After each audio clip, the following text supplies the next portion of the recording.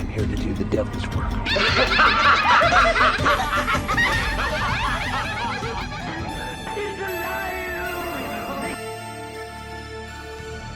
All right, so I've tackled my top 10 favorite vampire movies, my top 10 favorite zombie movies, and today we're doing my top 10 favorite werewolf movies. And what I noticed while trying to compile a list of 10 werewolf movies that I love is that I don't think there is enough great werewolf movies out there. I don't know, maybe you disagree. There's a lot of werewolf movies that are good to okay. But as far as great, fantastic werewolf movies, I was kind of struggling to come up with the order of my list here. I got a good solid 5, 6, 7 werewolf movies. But then afterwards, I was kind of really debating on what to put in the final spots. But I think I have a solid list now.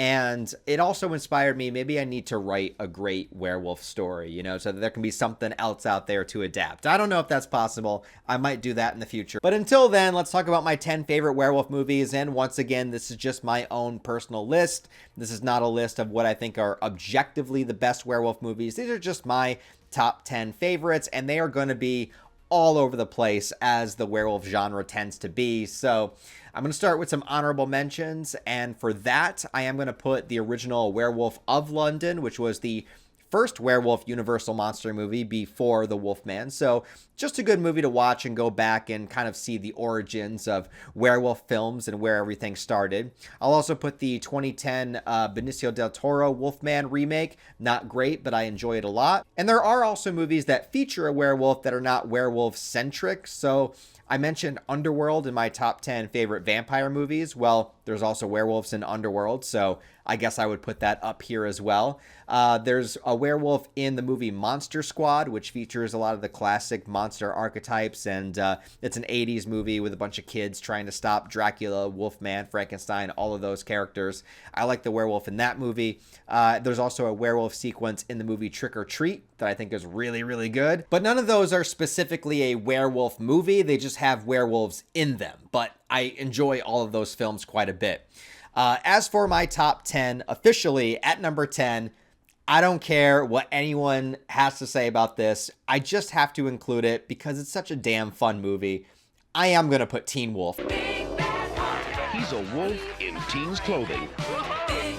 And tonight is his night to howl. An explanation is probably long overdue. I'm sorry. I have to. I know it doesn't make any sense. It doesn't follow any lore of any other type of werewolf movie. And what does being a werewolf have to do with making you good at basketball?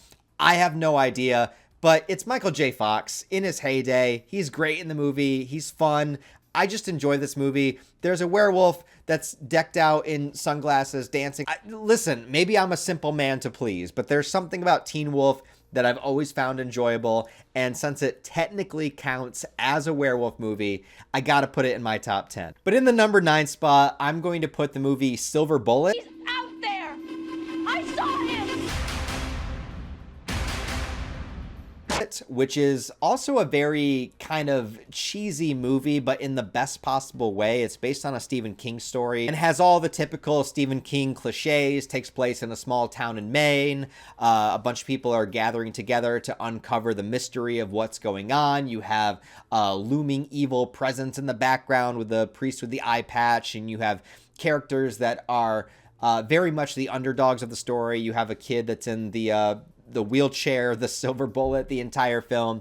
And a lot of the effects maybe don't hold up today, but I find something endearing about that. I find something charming about that. I actually really do like how the werewolves look in this movie. It might not be the best special effects that you've ever seen, but there's something about it that I really enjoy. And I also like a lot of the creativity with how attack scenes are done and with the fog at night in the middle of the woods. And it just gives you the type of feeling that you want from a werewolf movie. And it gives you that classic Stephen King feeling. It's got the same feeling as like Salem's Lot or It or something like that. Like, yes, it's standard cliche Stephen King stuff, but hey, I'm a fan of that stuff, so it works for me. And if I want a werewolf Stephen King movie, well, there it is, Silver Bullet. At my number 8 spot, I'm going to put the crossover film Frankenstein Meets the Wolfman.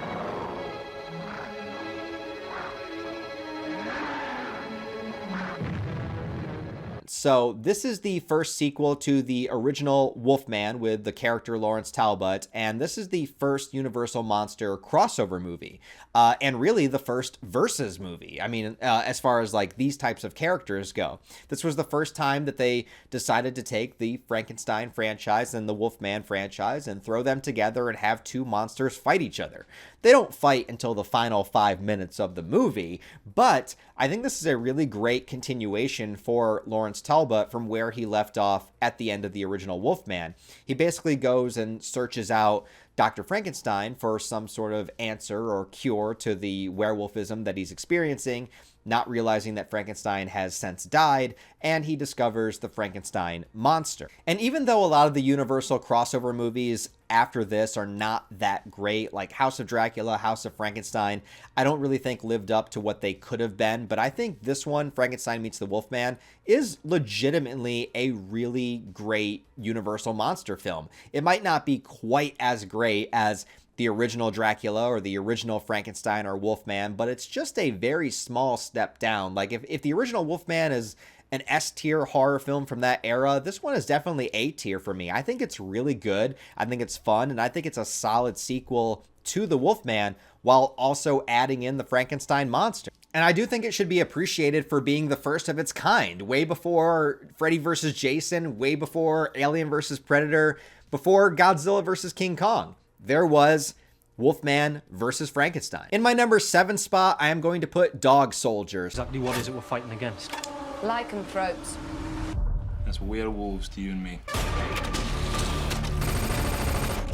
I love the concept here. You do have a group of soldiers stranded in the middle of the woods that come across a group of werewolves. And so it's a different type of movie. It's a different type of setting. It sort of is an action movie, but there is still a lot of horror movie elements to it as well. But just the fun idea of having a group of soldiers that have to go up against the werewolves. I mean, we're not dealing with a small town with werewolves. We're not dealing with a tormented character that's like, oh my god, I'm going to turn into a wolf. No, we're just straight up having a combat situation here in the middle of the woods with soldiers fighting a group of monsters, and the monsters happen to be like 7-foot tall werewolves. It's just a good fun ride. It's a survive the night kind of horror movie, and I love the way the werewolves look in this film. Like these are practical effects for the most part, but I love just how tall and menacing and creepy, and a lot of them are really like awkwardly skinny as well. There's just something about the way that the werewolves are designed in this film that has never left my mind. In my number 6 spot, I'm going to put a movie called In Company of Wolves. Was it a wolf or a man you killed? When I killed it, it was a wolf. And this one is kind of not really a werewolf movie.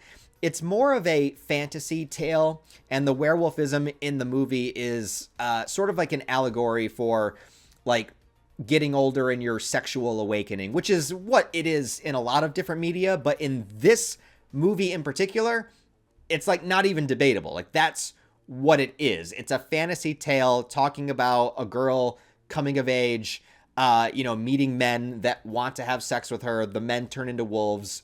She starts to turn into a wolf. It's a whole metaphor for sexual awakening, but it's really damn good. It does have this Little Red Riding Hood fantasy tone to it, as well as this feeling of approaching danger, or maybe like the inevitability of it all, I don't really know how to describe it other than it's just a pure fantasy movie with all of the werewolf stuff in it basically representing, this next stage of life, or, perhaps the dangers of it. And the werewolf transformation scene in this movie too, all practical effects, is done really, really, really well. Obviously, you have to be able to appreciate old school style effects. It's not that it looks realistic, but it's the creative idea. Like it has the snout coming out of the character's mouth and everything, and him like tearing off his skin. A lot of really, really cool stuff in this, but I would say mostly this is a fantasy film more so than it is any kind of horror movie. In the number 5 spot is The Howling. A werewolf can change shape anytime it wants, day or night, whenever it takes a notion to.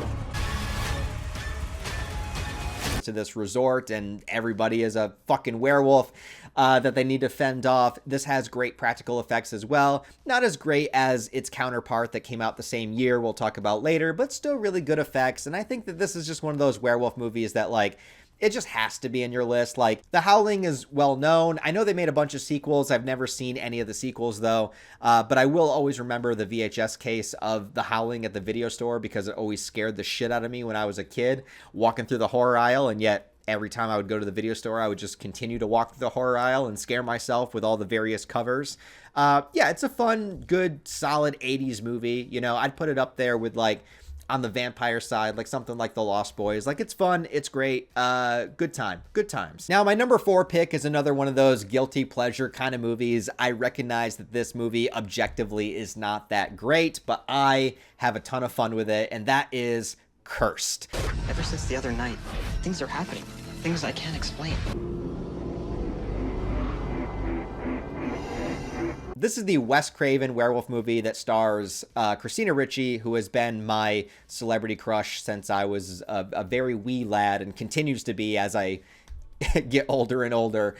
She's always been my number one, and in this movie, I think she's fantastic. I'm not just talking about like physical attraction. I mean, like, I think she's really good in this movie. This is sort of like in the wake of Scream, and obviously Wes Craven did Scream as well, but it has sort of that tone, sort of that self-aware. I believe it was also written by Kevin Williamson, so it talks about other werewolf movies, and it plays on werewolf tropes and all of that kind of stuff. It's one of Jesse Eisenberg's first movies, but there's nothing really scary in this movie. In fact, this is the movie that is the infamous moment of the werewolf giving the middle finger, and it pretty much sums up what the entire movie is like.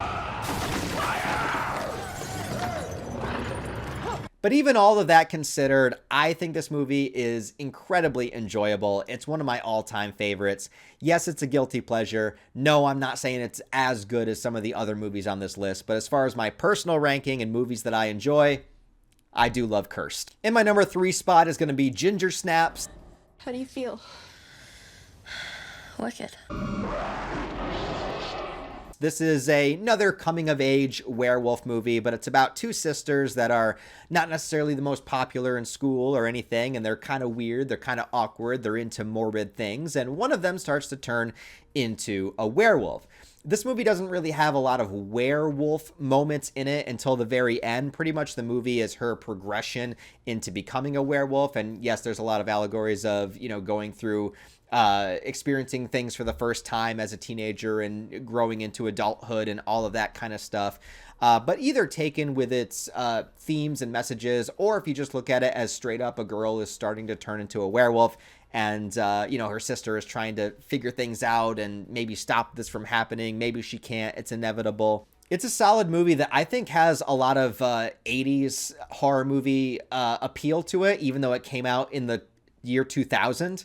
It just has like a throwback feel to it. So it sort of has like an early 2000s horror movie feel, but still kind of maintaining that camp and a feeling from what you would get in an 80s horror movie, if that makes any sense at all. It's sort of like a blend of decades together. You know, I guess we skipped the 90s. But Catherine Isabelle is the main character in this film, and I've always thought she was fantastic. She's in other horror movies, you know, like Freddy vs. Jason or American Mary, which is really good. But this is the first movie that I ever saw her in. And I think she's phenomenal in this movie, actually. Incredibly underrated performance, but not as essential as my top 2. And I think they're probably pretty obvious. At number 2, I'm going to put the original Wolfman from 1941.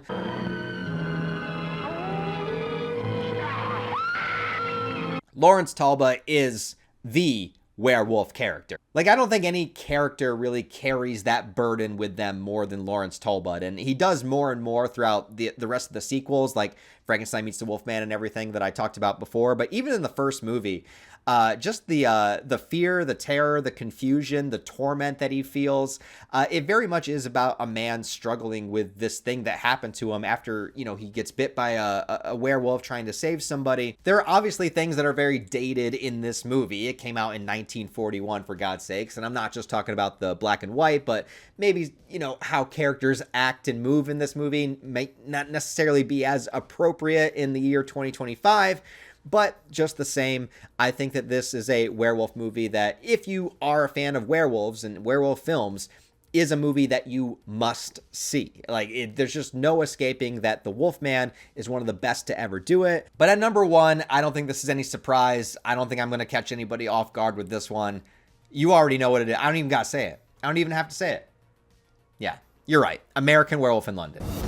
Gotta believe me, David. Tonight's the full moon. You're gonna change.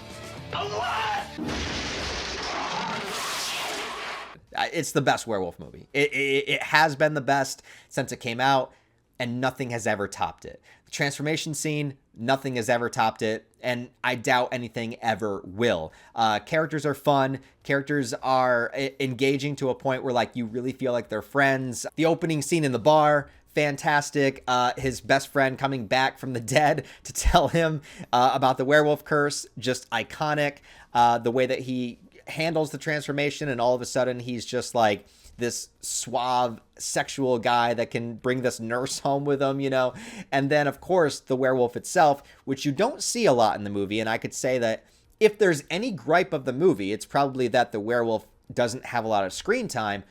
But the screen time that it does have, it just looks so fantastic. I mean, look at this fucking thing. Like, this is a werewolf. Not to mention the incredible dark humor in the movie, like when he's in the theater and he's talking to all the victims and they're talking about ways that he could off himself, right? And I love how the one woman just turns around and she's like, "Oh, why don't you just stick a gun in your mouth and pull the trigger?" Oh, a gun would be good. Yes, you just put the gun to your forehead and pull the trigger. But if you put it in your mouth, you'd be sure not to miss. Thank you. You're all so thoughtful. And she just says it with that like shit-eating smile on her face. It's so funny. Yeah, like horror, comedy, great characters, great special effects. It is the best. It is the pedestal to measure all werewolf movies. American Werewolf in London, #1. So anyways, yes, those are my top 10 werewolf movies. Let me know yours down below. I'm sure there's other great ones that I haven't mentioned and probably some that I haven't seen. So go ahead and recommend werewolf movies because I'm looking for great werewolf movies, While making this list, I kind of realized like I want to see some great werewolf movies. I need more of them. So let me know down below. Anyways, thanks for watching, guys. I appreciate you. Hope you guys are having a good spooky season. Give the video a like, comment. Help it out in the algorithm. If you want to support the channel on a deeper level, I do have Patreon channel memberships and all the social media links where you can follow me down below. It would really help out the channel. Patreon's only $1 a month, and you get to see all of the progress of the retrospective videos as I make them. But even if not, just a like and a comment will do. Thanks for watching, guys, and I'll talk to you next time.